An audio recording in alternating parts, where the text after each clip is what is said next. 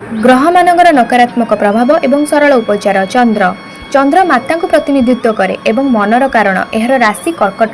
जदि चंद्र कुंडली रे अशुभ थाए तेबे माता कौन प्रकार समस्या किंबा स्वास्थ्य विपदर सम्मुखीन हुअंती। क्षीर उत्पादनकारी प्राणी माने मरी जाती। श्रुति शक्ति दुर्बल हो जाए। घरे पानी अभाव देखा जाए किंबा नलकूप एवं कूपमान सुखी जाए।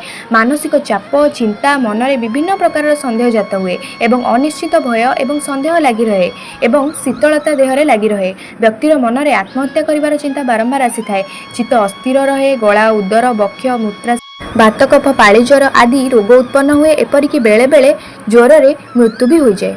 प्रतिकार सोमवार दिन उपवास देवी माता सेवा शिवों पूजा मुक्ता पिंधिबा दुईटी मुक्ता किंबा दुईटी रूपा को नहीं गोटे खंड को पानी रे पकई दियंतु अन्य खंडटी को निज पाखे रखंतु। जदि चंद्र कुंडली रे षष्ठ घरे अछंती तेबे क्षीर किंबा जलदान करबा निषेध। जदि चंद्र द्वादश घरे अछंती तेबे कोनोसी धार्मिक व्यक्ति किंबा साधु को भोजन दियंतु नाही किंबा क्षीर निजे पियंतु नाही।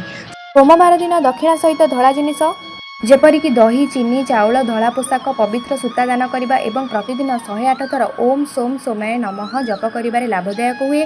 चंद्रकर अशुभरे विदुर्य बा शंख बा खीरी कोली मूल धारण करिपारिबे।